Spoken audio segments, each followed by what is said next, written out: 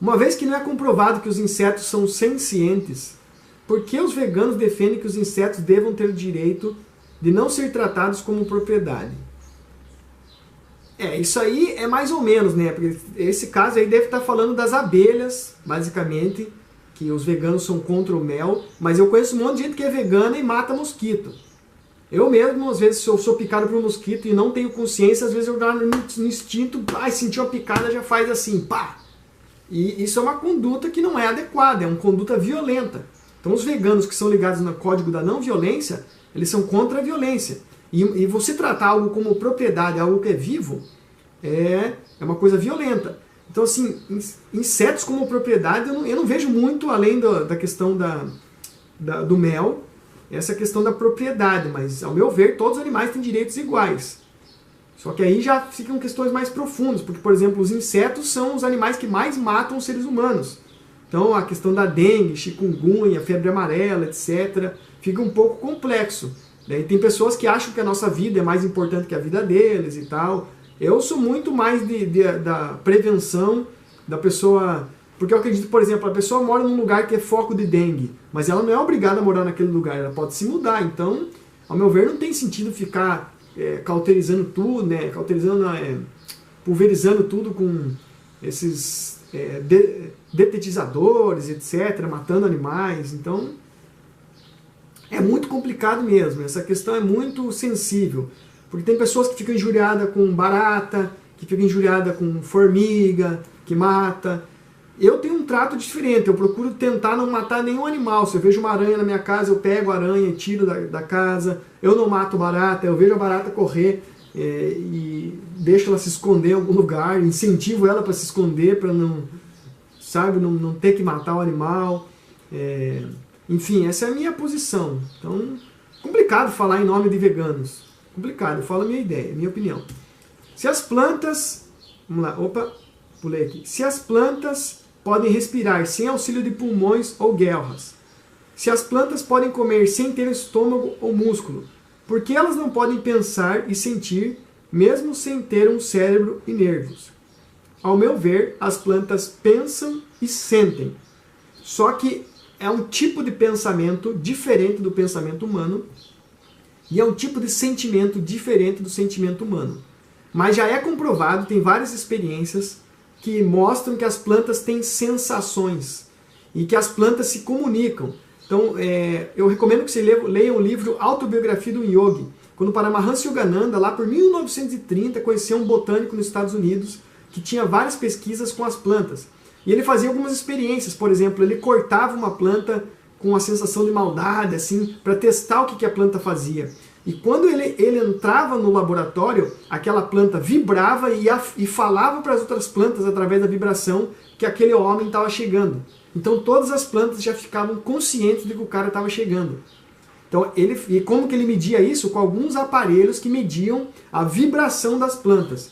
Então eu acredito que as plantas sentem, que elas pensam, mas não é um pensamento igual do ser humano. Não é um pensamento que tem capacidade abstrata de criar, de ter lógica. Ou quem sabe até tenha, porém que elas não podem expressar isso. Então, ao meu ver, as plantas pensam e sentem.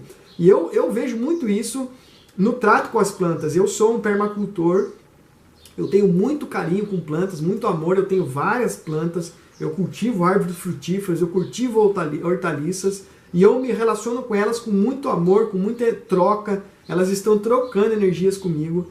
E eu prefiro, por exemplo, quando eu vou plantar uma rúcula, vou dar um exemplo, eu deixo alguns exemplares de rúcula chegarem até o fim da sua vida naturalmente.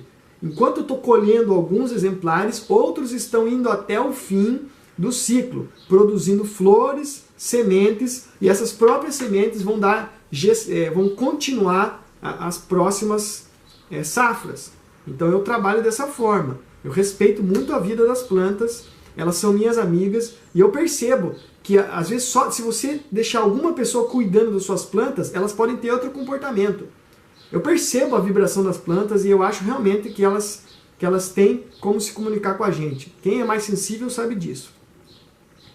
Se os espermatozoides podem respirar sem auxílio de pulmões ou guelras, se os espermatozoides podem comer sem ter um estômago ou músculo, por que eles não podem pensar e sentir mesmo sem ter um cérebro ou nervos?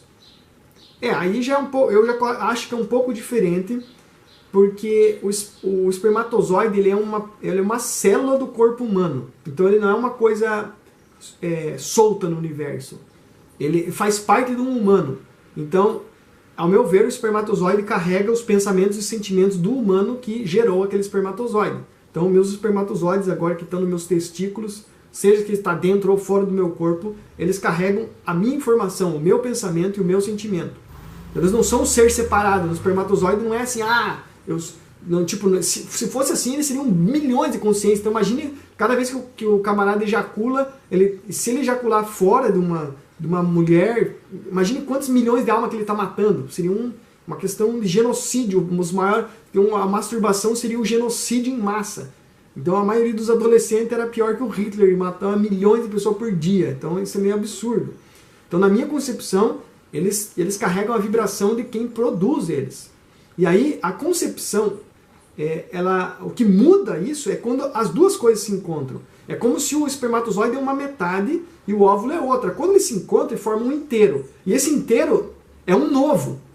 E esse novo é que a consciência se liga. Então, na minha opinião, quando há concepção, quando junta essas duas metades e o óvulo está fecundado, no momento que vira o zigoto, é que a consciência entra e se comunica com esse. É o zigoto que gera a vibração que atrai a alma. Eu vou deixar indicado para vocês um vídeo aí, quando eu conto como eu lembrei do meu parto, quando eu conto exatamente a experiência, que eu vi uma luz e eu me atraí por essa luz, e quando eu entrei nessa luz, era o zigoto da minha mãe e do meu pai, o óvulo fecundado. Essa é a minha opinião também. Você concorda que a única condição para se ter o direito à vida é esse ser ter o interesse por sua vida? Com certeza. Porque todo mundo quer viver. Se a pessoa está viva, a única condição a vida é uma coisa natural. E não cabe a gente decidir quem tem direito à vida ou não. Quem decide isso é a própria vida, é o Deus, é o universo, como você queira chamar. Então todos nós temos direitos à vida, iguais. Todos os animais, todos os seres vivos. Inclusive a sua pergunta sobre plantas, eu estendo ela sobre pedras. Porque as pedras também pensam e sentem, só que elas não podem expressar. Mas quem tem cristais, quem sabe o poder das pedras, quem conhece de pedra, sabe que as pedras se comunicam, sabe que as pedras têm vibração, que elas têm um nível mental. Tá? É necessário ter uma mente para se ter interesses? Com certeza. Tem que ter uma mente para ter interesses. É a mente que cria os interesses, só que existem níveis mentais. Existem alguns estudiosos do hermetismo que dizem que existe a mente mineral, a mente vegetal, a mente animal, a mente humana, a mente extraterrestre, mentes superiores, e inclusive mentes inferiores, mente atômica. Porque para pensar, cara, uma célula, como que ela tem que ser organizada para funcionar? Uma pedra, que nível de mentalidade que precisa para criar uma estrutura tão sólida, tão firme? Então, ao meu ver, a mente está em tudo. Existe um axioma do hermetismo na pedra de esmeralda que fala o seguinte: o todo é mental. Ou seja, tudo é criado a partir da mente do Criador, da mente de Deus, da mente universal, como você queira chamar. Então, ao meu ver, sim. É necessário ter uma mente para expressar interesses. 15. Ufa, tá intenso aqui o negócio. Um paciente diagnosticado com morte cerebral e que tem o seu corpo mantido vivo por aparelhos, tem interesse de continuar vivo? Aí é uma questão que a gente não tem como saber. Como é que eu vou saber se tem isso aí? Então, eu tenho um grande amigo espiritual, um grande mestre meu, amigão mesmo de alma, o mestre Ali Gaspar, que ele está em coma fazem umas 3, 4 semanas. E ele não está retornando para o corpo físico. E eu tento todos os dias, através de oração, fazer contato com a alma dele, com a consciência dele, para ver o que ele sente, se ele me passa alguma mensagem. E a gente não sabe se ele quer viver ou ele quer morrer. Não tem como saber. Porque a consciência no estado de coma não está ligada no corpo, ela está fora do corpo. Então, para você saber esse interesse, teria que haver algum contato. E teria que ser um contato mediúnico. Um contato parapsíquico, um contato extrafísico. E para avaliar isso, como é que a gente vai fazer? Que métrica você vai ter para avaliar isso? Agora, se o coração, na minha opinião, se o coração está batendo, a consciência tem algum interesse naquele corpo estar vivo ainda. Eu acho que o ato do coração parar de bater é o que decide quando acaba a vida de verdade. Essa é a minha opinião. Agora tem muitas outras questões que envolvem isso. Por exemplo, as questões de manter a pessoa por aparelhos relativas aos gastos que a pessoa tem com o hospital, a família, aos gastos que o Estado tem para manter aquela pessoa. Então, tem que analisar outras questões. Como eu acredito na reencarnação, que a vida continua após a morte, pode ser até um alívio. Eu mesmo, a minha opinião é o seguinte, se eu tivesse uma morte cerebral, eu já falei para minha esposa, para outras pessoas, pode desligar os aparelhos, que eu prefiro sair do corpo. Eu vou ficar preso num corpo que não funciona, para mim não tem sentido. Essa é a minha opinião. Se fosse comigo, se meu cérebro parasse de funcionar agora e alguém me encontrasse no AVC e me bota numa cirurgia e eu tenho que ficar lá igual a planta, eu prefiro desencarnar. Eu prefiro morrer nesse corpo e renascer numa outra dimensão. Essa é a minha opinião. Tá? Então a minha visão é essa. Agora, isso se aplica a outras pessoas? Não. Cada um tem uma forma de ver a vida e eu acho que a gente tem que respeitar. Só que como a gente nunca tem acesso a conversar com isso antes de acontecer, é uma questão muito complexa. Essas perguntas são muito filosóficas, o negócio é filosofia profunda, hein, Madruga? Da hora. Considere que construímos uma máquina que replica exatamente todo o funcionamento do cérebro biológico. E nesse cérebro artificial, colocamos todas as memórias do cérebro de um humano de forma que o cérebro artificial emula o comportamento desse humano. Você considera que seria um assassinato destruir essa máquina? Se você analisar o corpo humano, ele é uma máquina feita por Deus, né? Então, muito interessante essa questão aqui. Eu recomendo que vocês assistam o filme infantil Astro Boy. Os meus filhos adoram o Astro Boy e é exatamente isso. O Astro Boy, o resumo da história, o spoiler do filme, é que tem um gurizinho que é muito inteligente, filho de um super cientista que é criador de robôs, o cara é foda na robótica. E o filhinho vai lá, se infiltra numa situação e acaba morrendo. E aí o pai, ele pega um pedaço do cabelo do filho que morreu e ele faz um robô exatamente dessa forma, com cérebro biológico, quase igualzinho ao ser humano, e coloca as memórias do ser humano lá. Só que no filme ele vê que aquele robô não era o filho dele, não era um ser humano, mas que o robô tinha sentimentos, tinha pensamentos, tinha vontade de viver, e no fim, né, eles acabam vivendo várias experiências, ele vê que não era o robô, mas que era uma outra vida. Então assim, ao meu ver, até as máquinas têm vida, só que não é a vida humana, é a consciência. Uma máquina é uma consciência, eu respeito muito as máquinas, eu tenho muito carinho com as máquinas. Por exemplo, o meu computador eu trato ele como uma alma, como um ser, porque ele serve a mim, ele me ajuda, e eu espero de alguma forma ajudar ele na evolução dele. Eu trato o meu carro como um indivíduo, meu carro tem um nome, meu carro é como se fosse para mim uma pessoa mesmo, porque a gente tem uma conexão, a gente está extremamente ligado, e da mesma forma que a minha consciência pilota o meu corpo, eu sou o piloto do meu carro, a gente é uma simbiose. Só que considerar um assassinato é meio, eu não sei, né? É uma questão meio estranha, eu nunca parei para pensar nisso. Com certeza não é um homicídio, porque não está matando um humano, mas é um assassinato de máquinas, né? Com certeza seria matar uma máquina, da mesma forma que a pessoa mata animal, mata planta. Agora, se é ético ou não, eu não sei. Nossa, que pergunta doideira essa. Última pergunta. Somos ou estamos sencientes? A senciência é uma capacidade, um estado, um atributo definitivo. Então, ao meu ver, a palavra senciência é uma palavra bem estranha. Eu gosto da palavra consciência. Então, ao meu ver, nós somos consciência. Sempre. E nós temos níveis de consciência. A consciência tem uma tendência de se expandir. Então, nós estamos vivendo a expansão da consciência.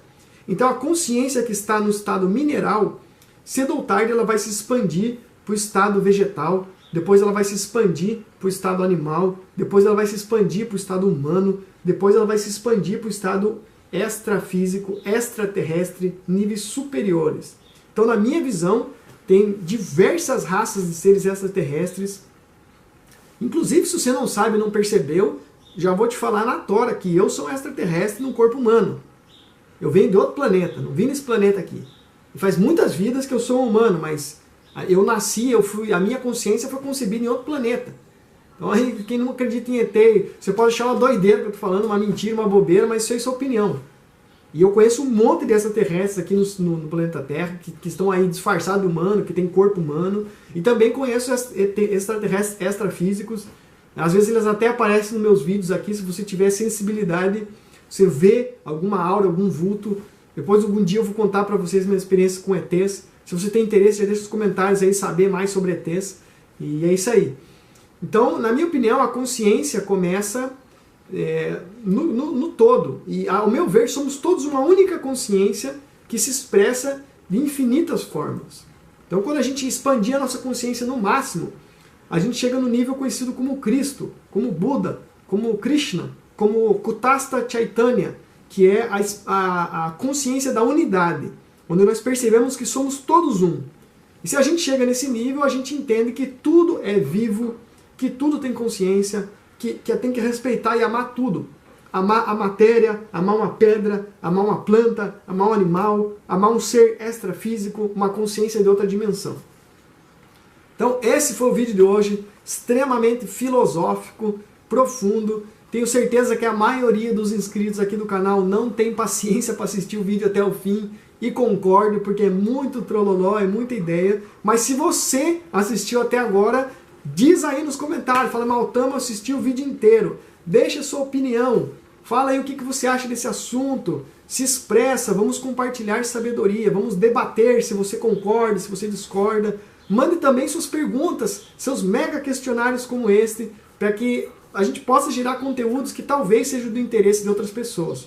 Então gratidão mais uma vez aos meus amigos do canal Animadruga, espero ter colaborado com a minha sincera opinião, como sempre, com o meu amor cristalino, com a minha energia.